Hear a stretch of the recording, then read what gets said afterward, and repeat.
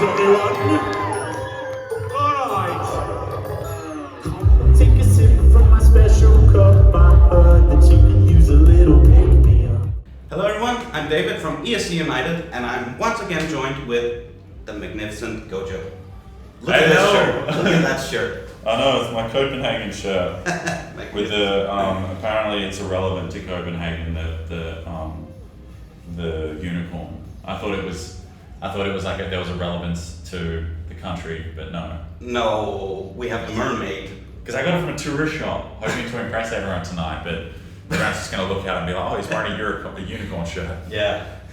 But anyhow, thank you for coming to Copenhagen. Thank you for being here tonight. Actually, also a Eurovision related venue, this place. Oh, really? We actually hosted the Euro Club here when we hosted the contest in 2014. No way. So there's Eurovision energy everywhere. Tonight, at least. Yeah. Oh, it's beautiful. We did sound check in the room, and it's one of the most beautiful rooms I've been in. Right? Yeah. It's that they were saying it was reserved from the 1960s, So, and it's like one of my favorite eras. oh, Yeah. all right. So it's an honor. So, since you're here in Denmark, in Copenhagen, I actually want, this is the kind of interview I really want to do. I want to hear everything after everything happened. Yeah, of course. So, unfortunately, you didn't get the result, I'm guessing, that you wanted. Well, it depends how you look at it as well. That's the point. Yeah. But I believe you wanted to be in the final as well. Of course. Yeah, I mean, the final would have been awesome to be in, but, I find that these things are out of our control, so all you can ever do is your best. And the result that we got through, I suppose, what had happened, there was it just caused this big upset, it looked like, around the world, which was very beneficial, and in ways it benefited. And that's the thing, it's like Eurovision is the funnest and the best contest in the world, but all of the contestants, me and all the other countries, we're all musicians, and we all have a career after the contest as well. That's why you're here. Yes, exactly. So that's the most important thing. So it's not placing first or in the top 5 or anything like that. The most important thing still for us at the end of the day is our careers as a musician. Yeah, because you have a European tour despite the unfortunate result. I mean, 11th place, I suppose you have heard that since then. Yes. Just on the line. Yes, I know. But do you still keep contact to some of the contestants from back then anyways? Definitely. Do you still keep in contact? Do you even figure out or hear about if you'll make music with any of them, if there's any plans, anything? I'm actually, my next song is going to be with one of the artists. I actually have heard something. No clues? No clues. No clues, okay. It's got to be secret. I'll have to But accept it. it's going to come out pretty soon, in a few weeks. Any specific date? Not yet. No. Alright. Yes. But I am still wondering, do you feel, like you said, so much is out of your hands, it is what it is, the result-wise, but do you feel that there was something you could have done, maybe, to just squeeze above that line to make it to the final? Is there something you felt was not done properly, or could have been better? It's a good question. Yeah, there's a few things, but ultimately at the end of the day, it's like I said, there are things that just are out of your control, and me knowing my team and all the work that we put into it, I don't think we could have done anything more. So it's just that was yeah, but what I you could have know done. there was a few issues at the very start of the contest. I remember when the song was just put onto YouTube. Don't know what happened, but in the processing, in the way that it was processed onto YouTube, it slowed the song down, and it was also pitched down. So when you watch all the reviews, because you know how everyone reviews the song once it comes out. Yeah, well, I don't do that, but Yeah, but there's a lot of blogs that do it, and a lot of YouTubers.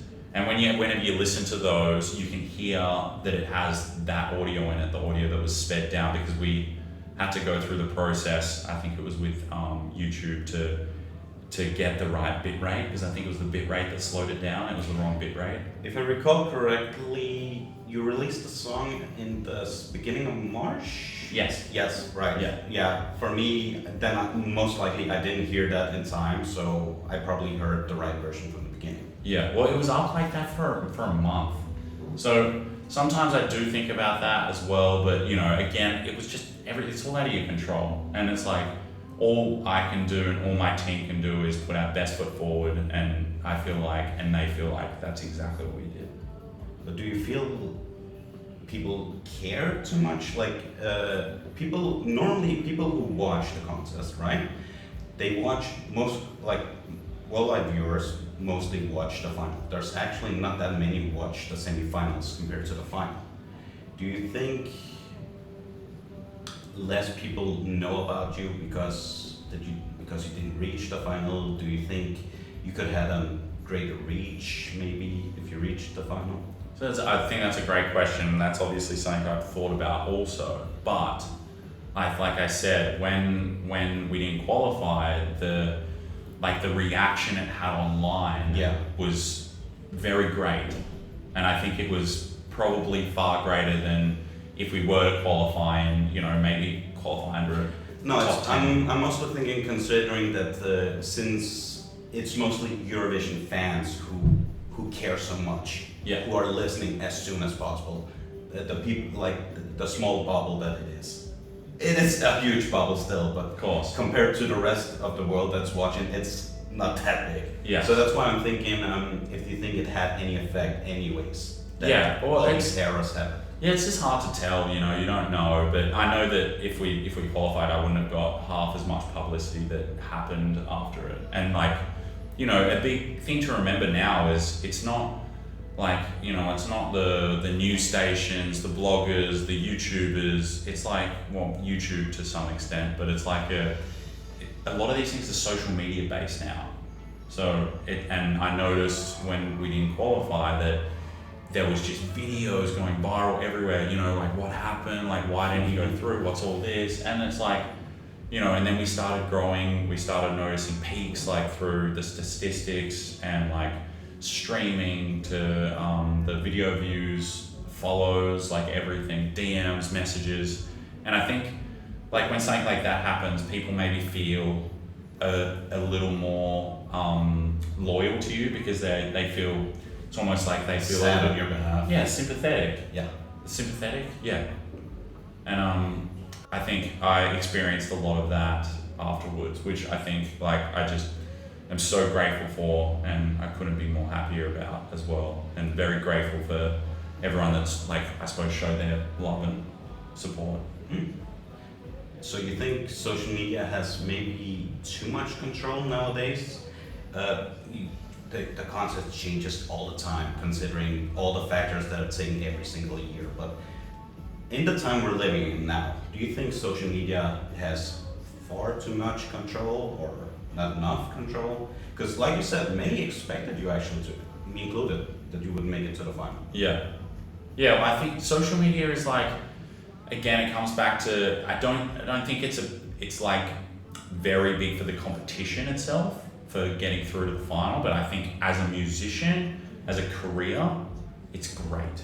And that's what it served, especially after what happened as well. It wasn't because even our marketing strategy going into it, we went to 15 different countries, we filmed with, artists that, hadn't, we did some stuff with Lucio, no one had done anything with Lucio, we're reaching everyone and being but a marketing strategy, it's not gonna, it doesn't, I suppose it, as you can tell, it doesn't drive people to call and do the voting. Mm-hmm. So, but in terms of a career as a musician, it's very beneficial. All right. The growth and the explosion from it has been very significant. That's actually very interesting to hear, because I feel like I see more and more artists do social media content more and more as well. Even all of you artists who competed were even made to make different kind of social media content for the Eurovision Song Contest channel itself, where you did a few different things, where you even shared your top 3. I think I still remember the 3 songs you mentioned from Eurovision. Kaimo, Lordi, and ABBA. Yeah. Yeah. Yes. Like, That do you was, feel that's like impressive. they released it here recently, so that's why I still Okay. recall it. Yeah. But do you feel like all that job done through social media, even with the Eurovision platform, was worth it then? Definitely, yes. Because again, it's like, you know, like I said, I'm at the end of the day, when you strip everything back from, you know, the competition to, like, you know, even me doing other things and doing all those side quests, at the end of the day, I am a musician. And it's like the social media aspect of that, like, yeah, just did so, it was astronomical. No, like for me, it's more like I feel like well, it could be a mix between me seeing as a person, seeing content from all you different artists all the time. Yeah. So it suddenly feels like you're all doing a lot, and sometimes I even have heard from delegations. I feel like you're stressed out, you're doing maybe way too much. Did you ever feel like you were overbooked and had to do too much? There was times, but I was very aware of like the task of that this is a short-term thing, especially at that high concentration, because you know the contest after it's finished in May, or it's so hard to remember dates because it's just like you'd wake up and you'd be doing a million things, but I knew that you know that all the work I would be putting into it, it's going to help me. So that was a big driving force for me. And it has. Yes. So now you're actually doing your European tour. You have even done your Australian tour as well. Yes. How was all the Australians? Yeah, it was awesome. You know, it was the first time I completely sold out a headline show across the nation, which was, you know, a dream of mine for a very long time. So that was really cool. And just meeting everyone and, you know, the energy that everyone brings to my shows, it's just like, I feel I've never felt more heard than I do now. And I know a big reason of that is because of Because Eurovision. it took part, yeah. Yes. And how's it been so far in the few European countries you've been to so far? Oh, it's been awesome as well. I mean, I played my biggest headline show ever the other day in Utrecht. In Netherlands? Yeah, and it was sold out as well, and it was just like, you know, it was one of those moments where I remember just looking into the crowd, because I think a lot when I perform, and just looking into the crowd, just being like, if only, you know, Kid Marty saw you right now. It's just like, it was a very special moment. Yeah. So you're looking forward to the rest of this European tour as well? You have still a lot Yeah, we of still have shows 14 shows, I think, still. for the rest of the month. Yes. Right, so again, don't you feel like you're maybe overdoing yourself somehow? No, because it's like, I don't know, it's like if you, like, you know, what's your favorite thing to do in the world? Play games. Could you do that like every single day for 12 hours? 16 hours? No. Okay. Maybe it's a bad example then. But I mean, it's like, I love what I do. Music is, you know, it's always what I wanted to do. And I know how hard I've worked at it post Eurovision. You know, I've been doing music for 11 years now. And I produce all my own stuff, I write all my own stuff. Obviously Milkshake Man, I collaborated with Shepard and Jay Bavino, but you know, for the most part, I'm very hands-on with everything. And you know, I think a lot of people don't see that when they see you performing on stage either. They don't see the background and everything that you did to get you to that point. Yeah. Yeah. Which is a massive aspect, I think, as well, because a lot of people can assume that, you know, that you just came out of nowhere and you're privileged, but it's not the case. No, you have to work really hard to get where you're at. Yeah. And now that you even mention it, because I recall how we were shown 3 pictures from your rehearsals, from everyone's rehearsals back at that time. I feel it was so annoying that we didn't have any more clues. I was not able to ask you back then in Basel about your whole performance back then. I was still kind of clueless, the idea of your performance, like everything. To judge everything behind 3 pictures, like if I knew the staging you had prior to our interview back then, I would have been able to ask you so much more, like where did the course. idea came from? Yeah. Like where was that inspiration? Like I still love that stage show, and I think so many still love it because it was very creative and brought the fun out of the Milkshake man. Of course. But of course, it is what it is, right? Yeah, absolutely. Right. Yeah. And like that's the thing, like I said before, it's at the end of the day, I'm a musician, and it's always about what's forward, not what's back. Yeah. So looking ahead now, after your European tour is done, have you any plans, any thoughts about what the future might bring?